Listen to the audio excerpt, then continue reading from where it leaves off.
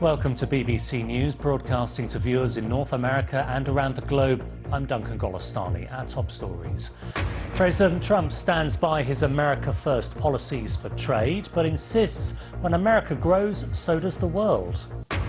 The entire board of US Gymnastics is to resign in the wake of the scandal surrounding the sexual abuse of young athletes by Larry Nassar. Police in Canada say a billionaire and his wife were murdered in a targeted killing. And Paris braces itself for more flooding as water levels are set to peak this weekend.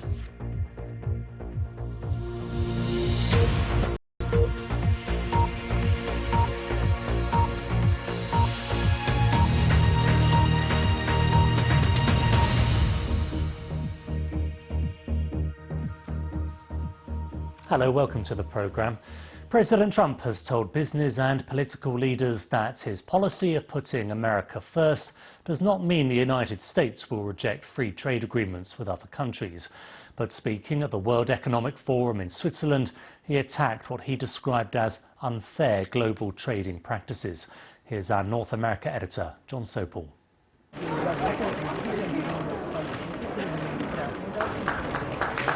Wherever Donald Trump has gone in Davos, the crowds have gone with him.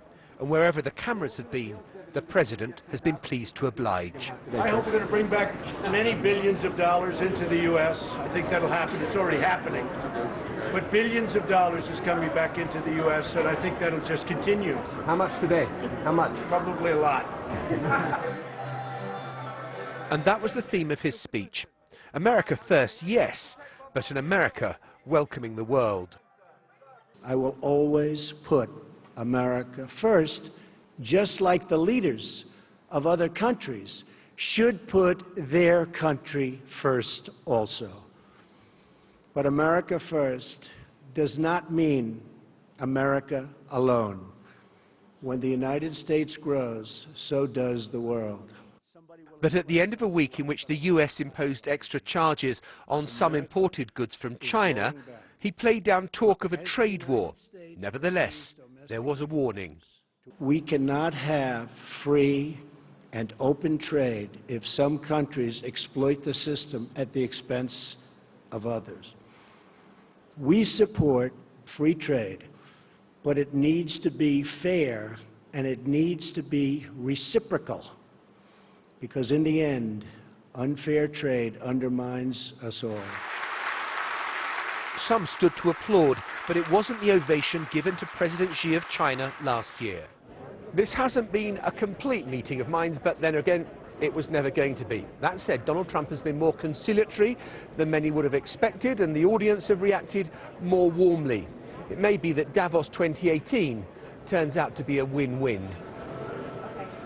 And the president was in conciliatory, almost repentant mood over those Britain First anti-Muslim retweets from last year that brought him to blows with the Prime Minister.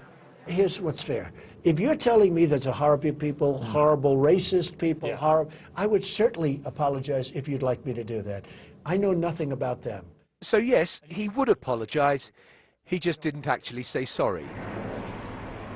The president has now left the Swiss Alps, and if not yet a fully paid-up member of the Davos set, he'll probably be invited back. There's a lot they liked about what Donald Trump said, and who would disagree with his central message, that a booming US economy is good for the global economy. John Sopel, BBC News, Davos. The entire board of the US Gymnastics Authority is to resign in the wake of the scandal involving former team doctor Larry Nassar. On Wednesday, he was sentenced to up to 175 years in prison for sexually abusing more than 150 female gymnasts. Let's get more from our correspondent Peter Bowes in Los Angeles. So Peter, this wasn't completely unexpected, was it? No, it wasn't, but the USA Gymnastics were put under some pressure by the US Olympic Committee that really presented them with an ultimatum, and that was if the board members didn't all resign, well, the body will be stripped of its power to run gymnastics in the USA. And it didn't take long before the announcement was made that the remaining board members, 5 of them, had already resigned in the wake of what happened over the past week. They have now all decided to resign, and they will be replaced with interim members over the coming months. USA Gymnastics has also been told that it must cooperate with an independent investigation into what's happened, because many questions remain, including who knew what and when. Was there a cover-up? USA Gymnastics have denied that they have covered-up any knowledge of this abuse before it came to light, but clearly many questions in the future for that investigation and several others. Peter, how is this being felt beyond gymnastics in other sporting areas? This, I think, is going to hit every aspect of sport in the United States. In fact, we know from House of Representatives today that a directive has gone out that there will be an investigation looking at potential abuse in other sports as well as gymnastics, of course. And I think it has really hit a nerve with so many people. Of course, we heard the witness impact statements of so many people over the last week or so that were very quite graphic to listen to, and very emotional for all of those concerned. And this is something, I think, that is resonating with other sports and other sporting bodies, and they themselves, I think, will be under the microscope as we move forward. Thank you, Peter. Peter Bowes in Los Angeles for us. Police in Toronto have confirmed that the billionaire Barry Sherman and his wife Honey were murdered in a targeted killing. The pair were found dead at their home in December. Officers originally thought it could have been a murder-suicide. Harvey Biggs reports. Their deaths shocked Canada's political, philanthropic and business communities. One of the country's richest couples, billionaires Barry and Honey Sherman, were found dead in their Toronto home on December 15. In the days following, local media reported their deaths were being treated as a possible murder-suicide. The family denied that, saying no one close to the couple believed this. They criticised the initial handling of the case by authorities, hired their own private investigator and conducted an independent autopsy, and say they're not surprised that 6 weeks later, authorities now say they are treating their deaths as murder. There are no signs of forced entry on all access points to the home. Honey and Barry Sherman were found deceased in the lower level pool area. We believe now, through the 6 weeks of work review, we have sufficient evidence to describe this as a double homicide investigation, and that both Honey and Barry Sherman were in fact targeted. Mr. Sherman founded pharmaceutical giant Apotex, which sells generic medicines worldwide. He and his wife were both well known for their donations to hospitals, charities and Jewish organisations. Detectives do not yet have any suspects, so the mystery of who killed the Shermans and why continues. Harvey Biggs, BBC News. OK, let's take a look at some more stories making the news now. And the main Syrian opposition group, the High Negotiations Committee, says it won't attend a peace conference hosted by Russia in Sochi next week. Russia's meeting is backed by Iran and Turkey, but Western powers are concerned it would undermine a UN-backed solution to the conflict. The opposition's announcement came after 2 days of UN-sponsored Syrian peace talks in Vienna. Several of the richest and most influential men in Saudi Arabia have been released from detention in a luxury hotel in the kingdom after paying large sums of money to the authorities. They were among about 300 held in a major anti-corruption purge in November. Those now free include Walid Al-Ibrahim, the founder of NBC, the first privately owned Arab satellite TV network. Hundreds of homes have been evacuated in Paris as the city braces itself for more flooding. The River Seine, which burst its banks on Tuesday, has swollen again due to ongoing torrential downpours. Stefan Levy reports. Days of heavy rain in the French capital have left the city on high alert. Roads usually filled with the flow of Paris traffic, now devoid of cars and submerged in water. Forecasters say the River Seine's water levels could rise further over the weekend to 6 metres. just shy of the 6.2-metre peak in June 2016, which led to 2 deaths and injured dozens more. Authorities insist they are prepared. What could be a problem would be the boats stationed near the Seine riverbanks. The boats will experience some trouble, so there are operations put in place by a brigade, the Paris Firemen, which consists of installing wooden boards between the sides of the boats and the riverbanks to prevent the boats from getting stranded on the banks. A city usually bustling with tourists admiring all Paris has to offer, the rising river levels themselves now the attraction. This statue of the Crimean soldier Zouave has been used to alert locals to rising water levels for more than 150 years. By midday Friday, the water was up to his thighs. In the southern suburb of Villeneuve-le-Roi, river police have been helping families flee their homes. In the 4 years I've lived here, twice it is flooded. It's a big deal. I have 2 children. It's traumatizing. Experts say the river could stay high throughout next week, especially if more rain falls. And with increasingly unpredictable weather comes a sense of uncertainty for people in Paris as to when the waters will return. Stéphane Levy, BBC News. The Canadian aircraft manufacturer Bombardier has won a trade case in the United States, overturning a decision to impose an almost 300% tariff on imports of its C-Series aircraft.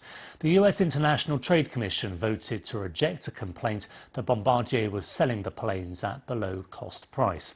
Our correspondent Danny Savage reports. Relief and celebration on this production line tonight. 1,000 people make wings for the C-Series passenger jet here in Belfast. There was deep concern that a big order for an American airline would be lost if a huge US import tariff was imposed. They don't have to worry anymore. Officials in Washington have tonight thrown out a plan to impose an import tariff of nearly 300% on each of these aircraft after the American plane maker Boeing said they were being sold cheap because of unfair subsidies. The American giant lost its case.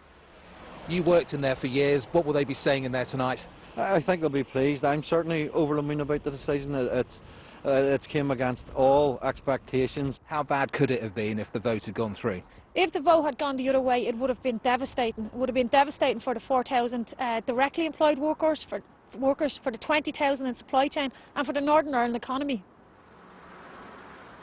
At the heart of the dispute was a claim that Bombardier received illegal subsidies from Britain and Canada, allowing it to undercut its rivals. In 2016, Bombardier won a big order for 75 planes from Delta Airlines. It was a key breakthrough into the US market. But Boeing took legal action. It claimed Bombardier spent more than $33 million building each plane, but sold them for less than $20 million. Today's judgment means a 292% tariff won't be added to the aircraft sale price. Theresa May raised her concerns over Bombardier with Donald Trump at their meeting yesterday when they talked friendship and trade. Could that and months of lobbying the US authorities have influenced this decision? I don't think the political pressure has been unhelpful, whether it's from the United Kingdom government, from the Canadian government, but you know, the fundamentals of the C-Series and the fundamental arguments that Bombardier have made throughout this have been vindicated, and full power to them. I'm delighted with the news this evening, and I wish them every success in selling what is a magical aircraft. Boeing may appeal tonight's decision, but that could take years. Meanwhile, this factory will be able to sell its plane parts tariff-free into the United States. Danny Savage, BBC News, Belfast. OK, do stay with us here on BBC News. There's plenty still to come, including paying tribute to the Pope of French cooking. Thousands bid farewell to the chef Paul Bocuse.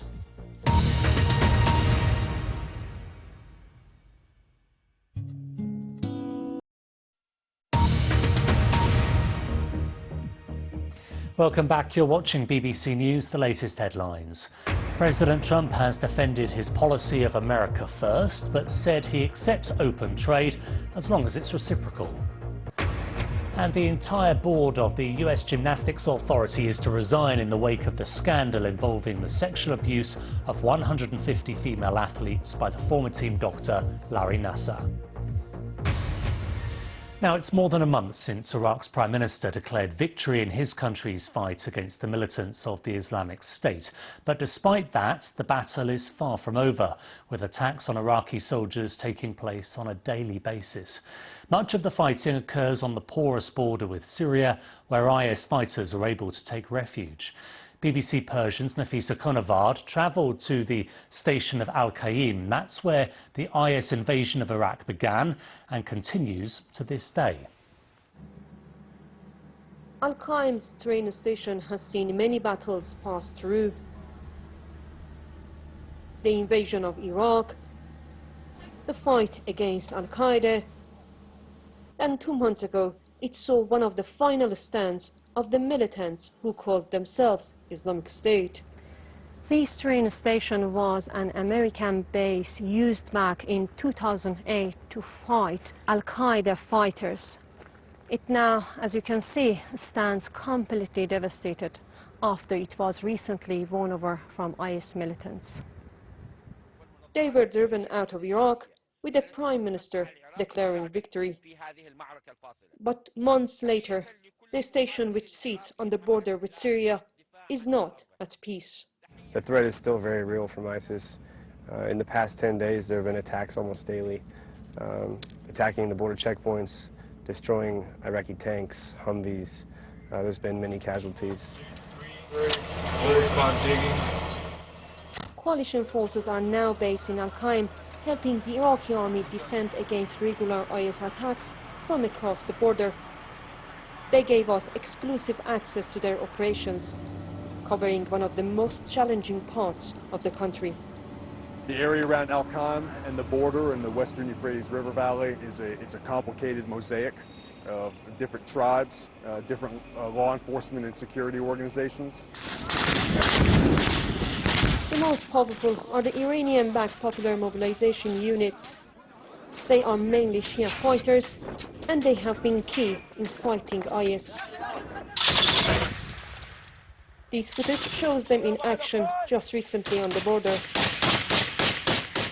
There is an uneasy understanding between the Americans and many of the Iranian-backed fighters. They share a common enemy, but are far from friends.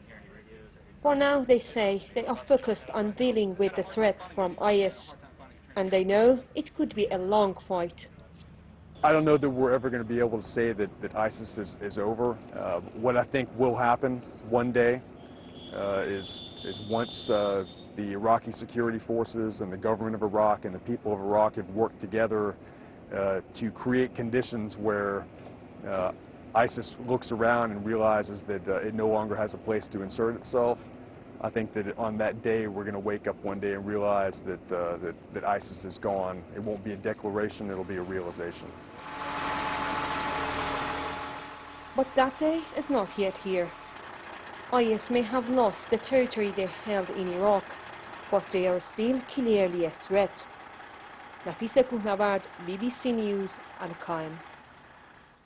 African migrants living in Tel Aviv and Jerusalem have been protesting against an Israeli government program designed to remove people who've entered the country illegally. They've been offered $3,500 cash to leave before March or face arrest. Yola Nell reports now from Tel Aviv. African migrants are angrily protesting outside Israel's Rwandan embassy. But why? Israel has a controversial plan to force out thousands of illegal African migrants. It will pay $3,500 and airfares to anyone who voluntarily goes to a third country, Uganda or Rwanda. Those who stay after March face arrest. About 40,000 African migrants live here illegally. Most are young men from Sudan and Eritrea. I left my country because there is no right for human being in general. I have no right. I was imprisoned. I was forcibly drafted to the army. Tiklit made a dangerous journey, paying people smugglers to cross from Egypt to Israel. Israel has since built a high fence on the long desert border. I prefer to go back my home when my home is safe for me and for my community. I don't stay here in Israel because Israel is for Israelis, but I'm here asking here asylum. Nearly all the migrants moved to rundown areas of South Tel Aviv. A lot of immigrants, a lot of older people used to live here was frightened to go out. Last year, Israel's Prime Minister came to see the problems. The mission is to return South Tel Aviv to Israeli citizens, he says. Previously, he said the migrants threaten Israel's social fabric and Jewish character. He calls them illegal infiltrators, not refugees. It's hard.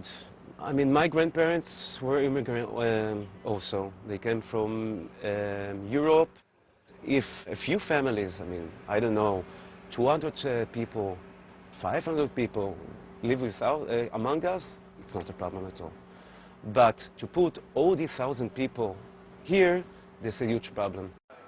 Already some migrants have begun receiving official documents, meaning they're likely to face difficult choices sooner rather than later. Yolande Nell, BBC News, Tel Aviv. 3 billboards outside Ebbing, Missouri is the story of a grieving mother's fight for justice. It's nominated for 7 Academy Awards, and after her Best Actress win at the Golden Globes, its star Frances McDormand is getting plenty of Oscar attention. The BBC's Will Gompertz has been speaking to the film's writer and director, Martin McDonagh. My daughter Angela was murdered 7 months ago. Frances McDormand as Mildred Hayes, the uncompromising, unflinching and very angry grieving mother. You drilled a hole in the dentist? Denise, no, I didn't. Who rents 3 billboards outside Ebbing, Missouri, a fictional town created by Martin McDonagh, the film's London-born Irish writer and director. Martin McDonagh has got an Oscar nomination for his writing, but not for his directing. I wonder if he's a little bit disappointed. No, not really, particularly because, you know, The Mates got nominated in the other categories. It would have been nice, but, you know, 7's good. You get over here. No, you get over here. All right. One of the criticisms that 3 billboards has is that the Sam Rockwell character, Dixon the policeman, who is a racist, is treated sympathetically by you. Yeah, well, he's definitely a racist and a bully, and I wouldn't say he's treated sympathetically. I was trying to see, I think, the hope in all of these people. So if you say that's treating a character sympathetically, to a degree it is. But the point of the film, and I think the thing that I hope people comes away with, is the possibility of change in people. If it was me, I'd start up a database. Every male baby was born, stick him on it. And as soon as he'd done something wrong, cross-reference it, make 100% certain it was a correct match, then kill him. We've heard many speeches from many people in the movie industry saying it is time for a change. Do you think that's just lip service, or do you think something actually quite fundamental is happening? It feels like something really new and really great is happening. Like I've been in the rooms at the last couple of awards things, and it is palpable, and it does feel angry, and it does feel like it's not going to go away, and I think that's great. It feels like a change is properly happening. I'd do anything to catch your daughter's killer. The Oscar ceremony at the beginning of March might well point towards that change, with some surprising winners and quite possibly The town is dead set against these billboards. a forthright acceptance speech from this lady. Will Gompertz, BBC News. A funeral has been held for the veteran chef Paul Bocuse, who was known as the Pope of French gastronomy. As Richard Forrest reports, the ceremony at Lyon Cathedral brought mourners from all around the world. They came in their hundreds, the great and the good of the gastronomic world, dressed in their chef's whites to pay tribute to the man credited with changing the taste of French cooking. As his coffin was brought into Lyon Cathedral, the chefs stood in the aisles. They'd flown in from across the world to say goodbye to a man who had been their inspiration and in many cases their teacher. Paul Bocuse came from a family of cooks going back to the 18th century. He was an architect of the Nouvelle Cuisine revolution, sweeping away rich, heavy sauces in favor of super fresh ingredients and innovation. He was known for his flair in the kitchen as well as his showmanship, and helped usher in an era of celebrity chefs. He was so popular in France, people stood outside the cathedral in the rain to watch the service on video screens.